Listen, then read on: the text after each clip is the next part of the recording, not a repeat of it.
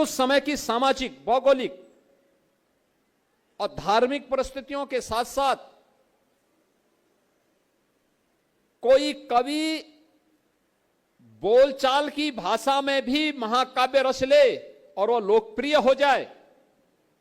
दुनिया का पहला ऐसा महाकाव्य था महर्षि वाल्मीकि कृत रामायण,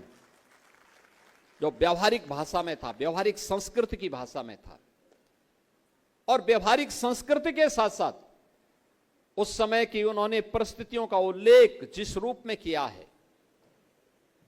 वनस्पतियों के बारे में, जीव जंतुओं के बारे में, यानी वाल्मीकि रामायण केवल हम लोग सामान्य रूप से जब चर्चा करते हैं रामायण की, तो सामान्य रूप से हम पारिवारिक चर्चा का विषय उसमें उठाते हैं, क्योंकि हम लोग परिवार के इर्द गिर्द घूमे रहते हैं, उसी से घिरे रहते हैं। लेकिन एक मनुष्य का मनुष्य के साथ, एक पिता का पुत्र के साथ या पुत्र का पिता के साथ, एक पति और पत्नी के संबंधों को लेकर के, एक गुरु और शिष्य के संबंधों को लेकर के, एक राजा का प्रजा को लेकर के, इन संबंधों को लेकर के तो चर्चा है ही, लेकिन एक नागरिक के रूप में हमारा अपनी वन संपदा के प्रति क्या दायित्व है, इसका उल्लेख भी याद करिए। जब माता जानकी का अपहरण होता है और भगवान राम उस समय वन में भटकते रहते हैं, तो उस समय वनों से भी प्रश्न पूछते हैं, वहां के पक्षियों से भी मदद मांगते हैं, उनसे भी प्रश्न पूछते हैं। और याद रखना,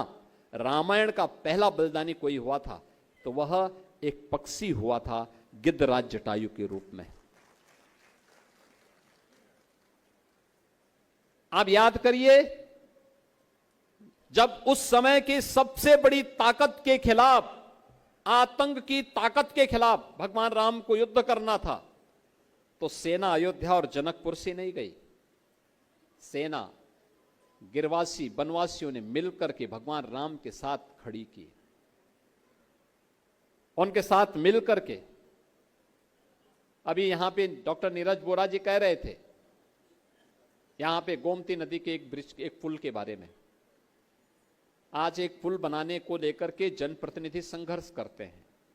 उसके